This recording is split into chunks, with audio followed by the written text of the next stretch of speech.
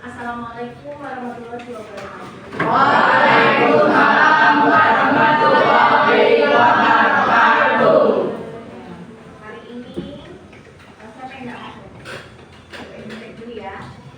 Aditya Wahyu ada. Istri.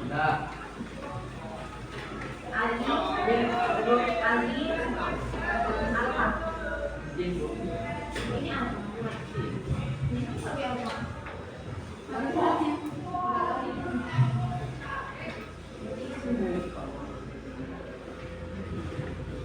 Andini ada, Arlangga, Aurel, Karen, Chandra, Farel, Fatih, Farel mana? Florenta, Rita, Denis, Eva, kemudian Sakir, Asdi, Hikmah, Ilha, Irfa, Pergi, Adi, Melandia, Faisal, Mutia, Putri Setia, Zuzi, Sylvia, Tata, Tasya, Talita, Tia, Yogi. Hari ini kita melanjutkan materi bab 4. Kemarin kan kita sudah membahas, coba bukunya dikeluarkan dulu. Udah? Bukunya dikeluarkan dulu. Buku ceritanya mana, Bi?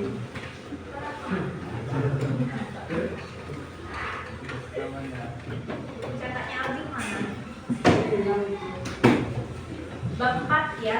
Kemarin kita sudah membahas tentang sejarah lahirnya kebangkitan nasional dan Sumpah Pemuda. Hari ini kita masuk pada topik yang B ya. Nilai-nilai luhur dalam Sumpah Pemuda itu ada di halaman 80. Ya, kan kemarin sejarah lahirnya Sumpah Pemuda kan? Yaitu ada alur sejarah lahirnya Sumpah Pemuda itu dimulai dari politik etis ya. Ada 3 program politik etis, apa aja kemarin masih ingat ya Ilha? Apa aja 3 program politik etis? Yang ingat siapa? Ada yang ingat? 3 program politik etis yang dicetuskan oleh siapa? Oleh kritisi dari pemerintah Belanda sendiri. Apa aja ada 3? Pendidikan, pendidikan dan kependudukan. Sehingga di situ lahirlah generasi terpelajar karena adanya pendidikan. Nah itu sejarah alurnya itu dari politik etis kemudian lahir generasi terpelajar. Terus sudah terpelajar akhirnya mereka timbullah kesadaran. Kesadaran apa? Sebangsa dan setanah air. Kemudian muncul lagi karena sudah ada kesadaran sebangsa dan setanah air, muncullah organisasi, ya kan? Ingat? Lanjut lagi setelah ada organisasi, ada Jogja, Jogja, Jom Ambon, ya kan? Jom Minahasa, muncul lagi organisasi kepemudaan. Dan akhirnya apa? Lahirlah Sumpah Pemuda. Itu sekilas mengenai materi yang sudah kita bahas minggu lalu. Minggu ini sekarang kita bahas tentang nilai-nilai luhur dalam Sumpah Pemuda. Coba sebelumnya kita menyanyikan lagu nasional dulu dari Sabang sampai Maluku. Sama? Coba berdiri dulu. Yang semangat nyanyinya ya, kayak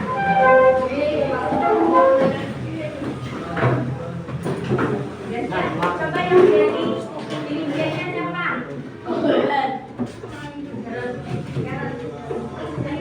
Yang bersedia, gak usah ditunjuk.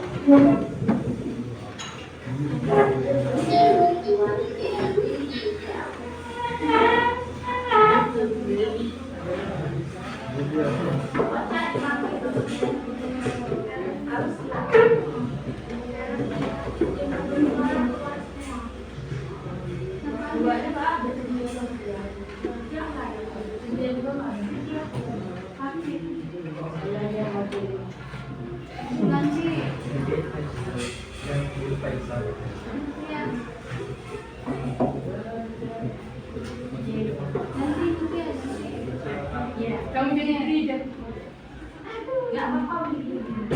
Yang bisa siapa? Fatih bisa. Fatih. Lorenta Bu yang bisa. Ayo kan. Lorenta. Florenta. Itu. Yang unjuk aja. Ya, ayo. Aldi. Oh, Faisal. Gini aja enak baju. Gini Jangan nanti 1 jam nanti. Ayo, kamu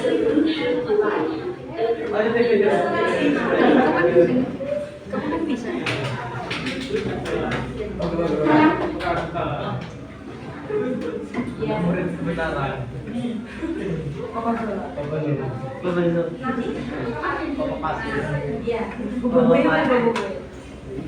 Mulai dari Sabang Merauke.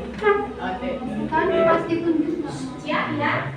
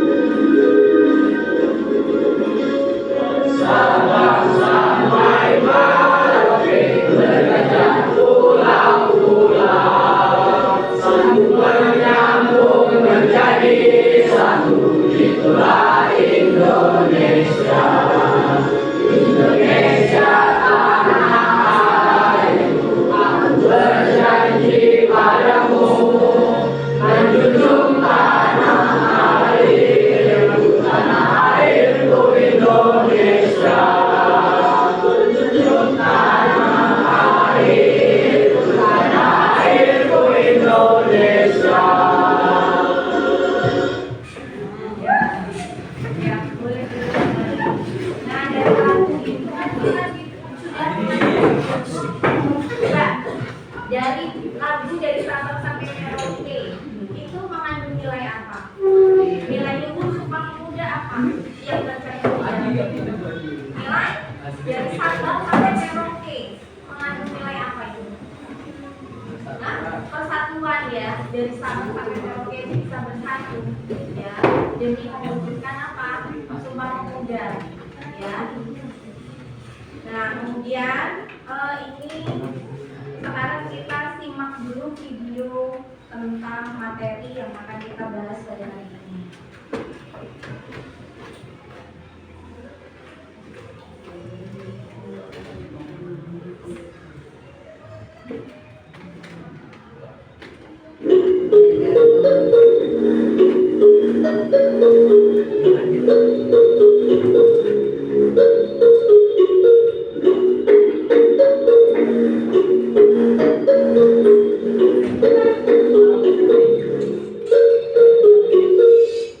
Halo teman-temanku yang hebat, how are you today?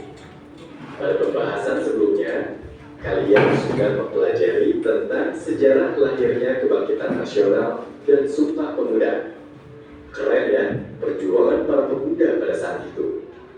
Mulai dari adanya perjuangan fisik di masa penjajahan, kemudian muncullah kesadaran para pemuda untuk bersatu bangkit bersama, menyusun naskah Sumpah Pemuda sebagai ikrar untuk bersatu. Nah, pada Sumpah B ini, kalian akan mempelajari tentang nilai-nilai luhur dalam Sumpah Pemuda. Teman-temanku yang hebat, sudah siapkah untuk melanjutkan pembelajaran kali ini? Tetap fokus ya teman-temanku, selamat mendengarkan. Bagi kalian yang sudah disiplin membaca buku setiap hari, apa yang membuat kalian mau mengalokasikan waktu untuk membaca buku setiap hari? Apa sih dorongan yang mendorong kalian mengalahkan aktivitas lainnya dan memilih membaca buku? Pastilah itu karena nilai-nilai luhur yang sudah tertanam dalam diri kalian. Dalam pandangan kalian, membaca buku itu perintah agama dan kebutuhan kalian sebagai pelajar. Nah, pandangan ini meresap dan menjadi nilai dalam diri kalian. Karena sudah menjadi nilai, maka mampu memberikan semangat dari dalam diri untuk melakukan perbuatan atau aktivitas sesuai nilai tersebut. Karena itulah, kalian jadi siap disiplin dan terbiasa membaca buku setiap hari. Nah, coba kalian pikirkan dan bayangkan, rasanya tidak mungkin terwujud persatuan sampai lahir Sumpah Pemuda jika tidak dilandasi nilai-nilai luhur yang ada dalam diri setiap pemuda ketika itu. Tanpa adanya nilai-nilai luhur yang melandasi, maka kemungkinan yang akan terjadi ketika Kongres Pemuda II adalah sikap egoisme dan mementingkan organisasi masing-masing.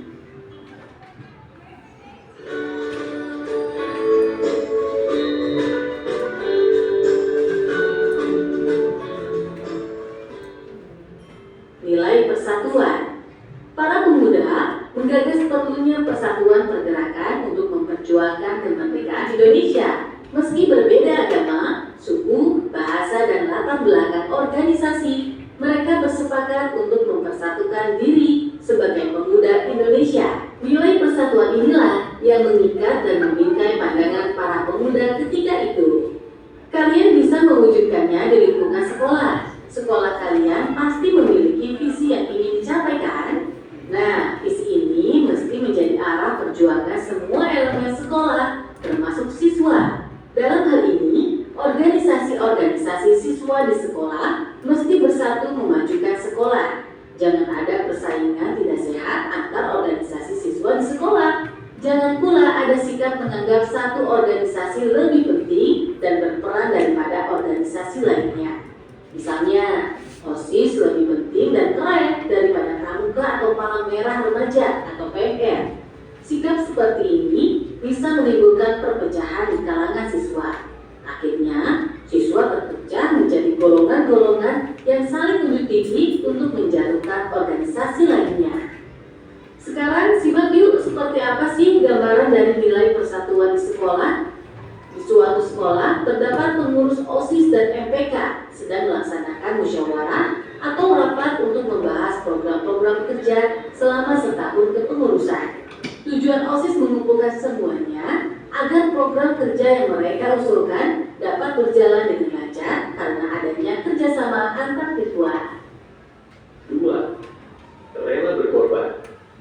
Tidaklah mungkin ada diskusi-diskusi di kalangan para pemuda ketika itu tentang perjuangan kemerdekaan Indonesia tanpa adanya nilai rela berkorban yang tertanam dalam diri mereka. Mereka mengalami kegelisahan menyaksikan penderitaan rakyat Indonesia. Karena itu, lahirlah berbagai organisasi kepemudaan yang memiliki cita-cita membebaskan Indonesia dari penjajahan. Pemikiran dan perjuangan nyata tersebut lahir karena adanya sikap rela berkorban.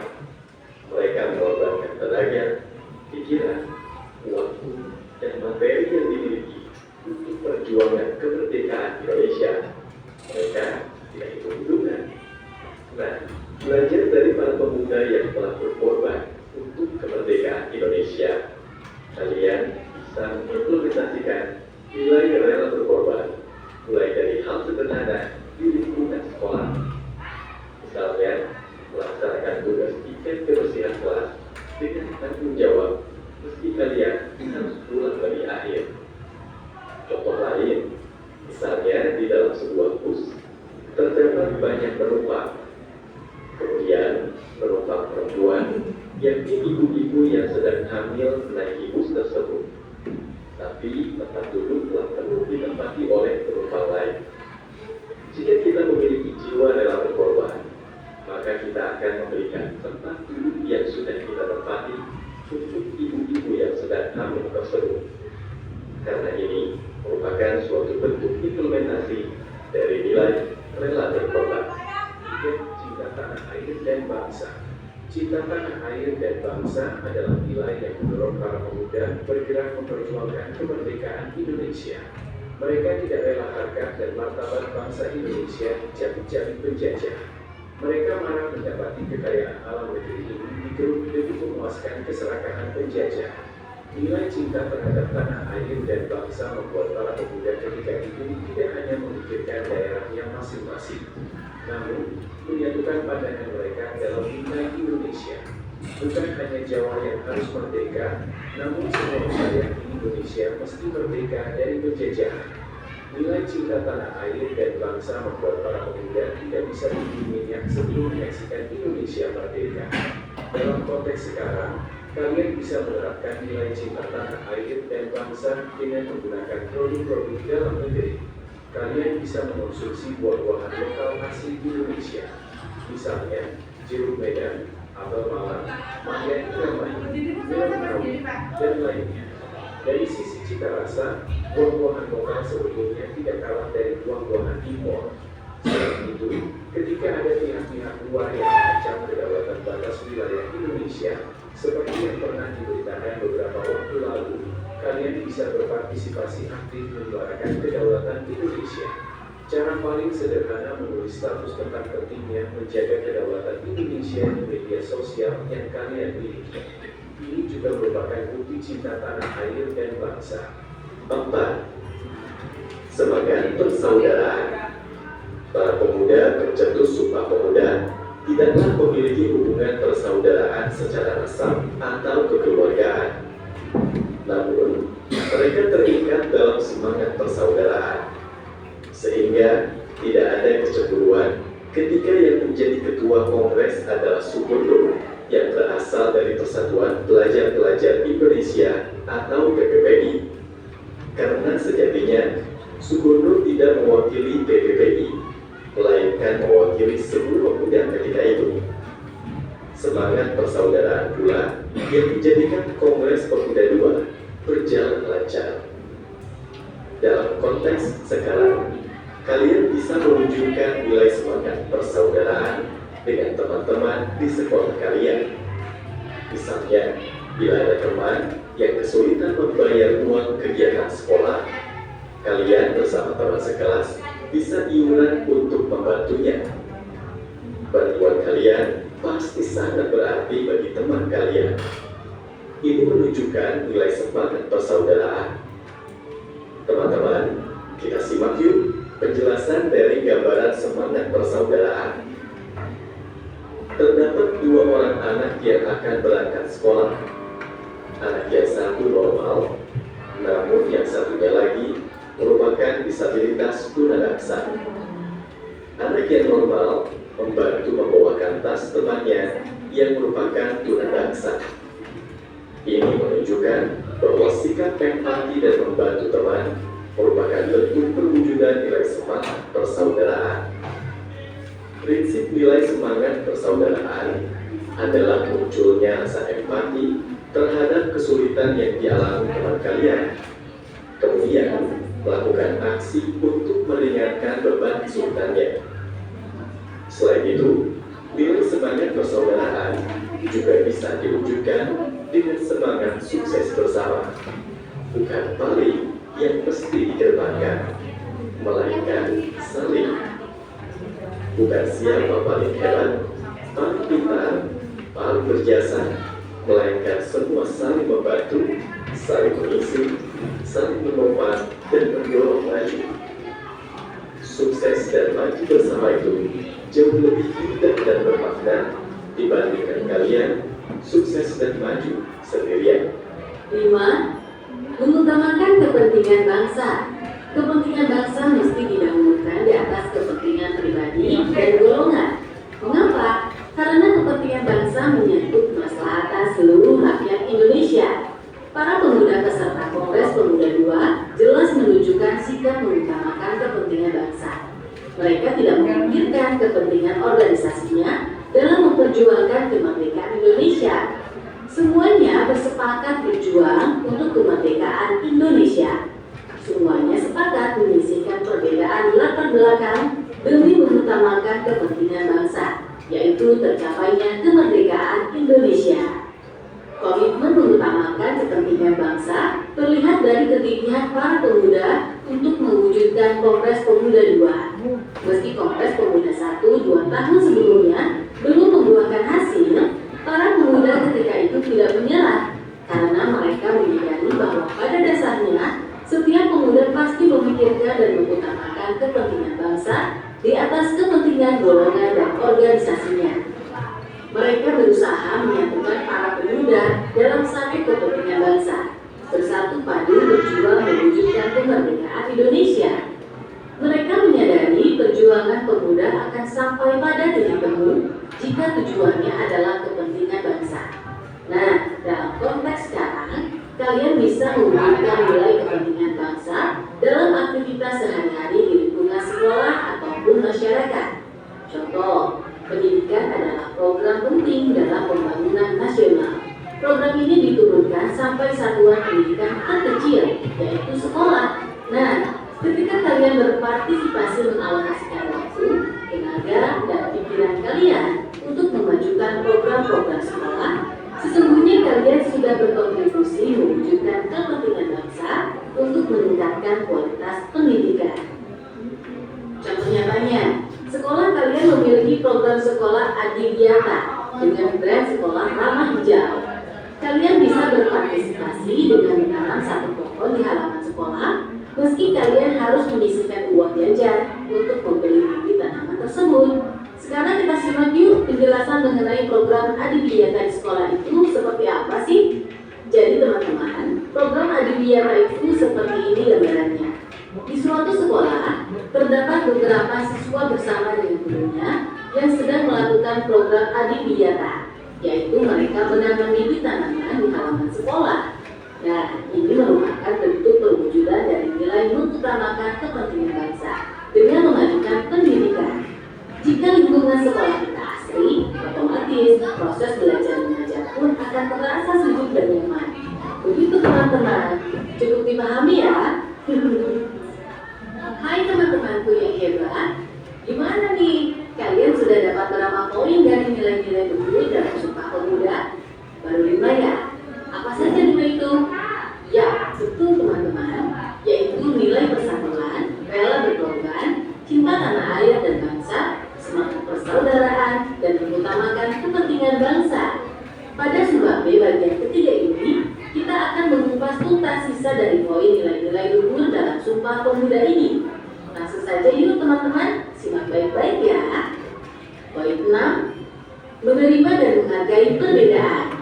Sebagaimana umumnya dalam sebuah kongres, pada Kongres Pemuda II pun terjadi perbedaan pendapat dan pandangan dari setiap organisasi kepemudaan.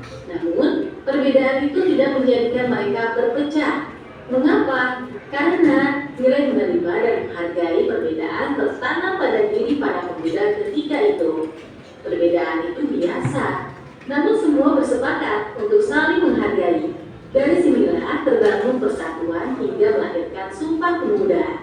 Perbedaan tidak mungkin dihilangkan karena itu suatu keniscayaan. Maka poin pentingnya adalah bagaimana kita mampu mengelola perbedaan itu dengan saling menghargai. Kemudian mengoptimalkan perbedaan itu menjadi modal untuk saling mengisi kekurangan masing-masing. Bukankah irama yang indah terwujud karena adanya perbedaan nada? Bukankah pelangi menjadi indah karena adanya perpaduan berbagai warna? Demikianlah cara kita memandang dan mengelola perbedaan. Nah, teman-teman, kalian juga harus mampu menerapkan nilai menerima dan menghargai perbedaan ini dalam kehidupan sehari-hari. Warna kulit kalian dengan teman-teman mungkin berbeda. Bahasa daerah, tingkat ekonomi, suku dan agama juga mungkin berbeda-beda.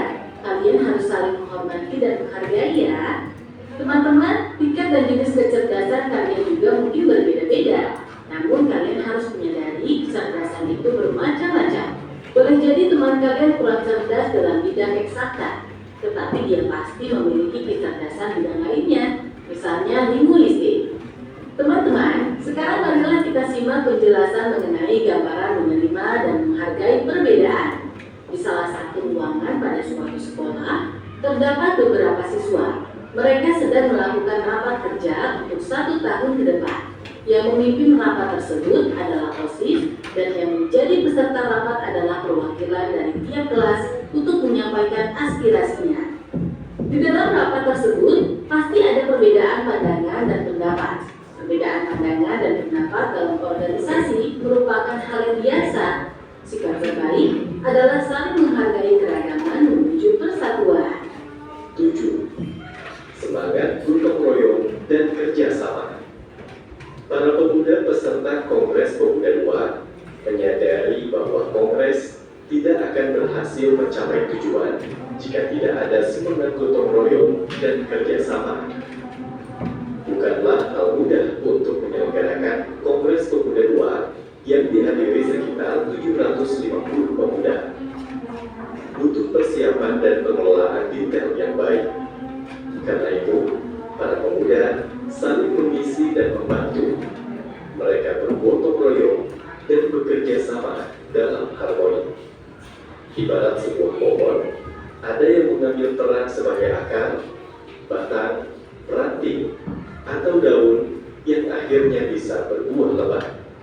Tidak ada perasaan saling berjasa di antara mereka. Semuanya berjasa. Karena jika ada bagian kecil organisasi yang tidak bekerja, maka pastilah secara keseluruhan organisasi akan terganggu. Dalam konteks sekarang, kalian bisa menerapkan nilai semangat gotong royong dan kerjasama di lingkungan sekolah. Sebuah tugas atau pekerjaan akan terasa ringan jika dilakukan bersama. Misalnya, dalam sebuah kegiatan sekolah telah ditunjuk dan dibentuk panitia, maka bagilah peran masing-masing setiap divisi dan tentukan ruang lingkup tanggung jawabnya. Berdasarkan ruang lingkup dan tanggung jawab itulah setiap divisi atau bagian menjalankan tugasnya masing-masing dalam tingkat sinergi, bukan bekerja masing-masing tanpa ada kerjasama.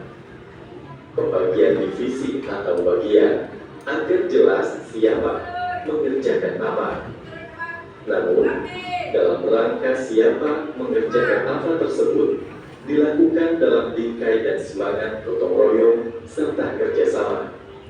Teman-teman, kita simak yuk gambaran dari semangat gotong royong dan kerjasama. Pada suatu sekolah, terdapat acara gotong royong membereskan terpal yang sudah digunakan di lapangan. Mereka saling bekerja sama melipat terpal tersebut. Nilai gotong royong dan kerjasama bisa diwujudkan dengan bersinergi dalam melaksanakan kegiatan sekolah. Jadi, dapat disimpulkan bahwa nilai-nilai Sumpah Pemuda itu ada 7 poin. Di antaranya, persatuan, rela berkorban, cintaan air dan bangsa, semangat persaudaraan, mengutamakan kepentingan bangsa, menerima dan menghargai perbedaan, serta semangat gotong royong dan kerjasama. Bagaimana? Sekarang kalian sudah paham kan nilai-nilai dari Sumpah Pemuda? Sudah siap untuk menerapkannya di kehidupan sehari-hari kalian? Pasti siap dong ya? Kalian kan cinta tanah air Indonesia. Nah, seperti biasa,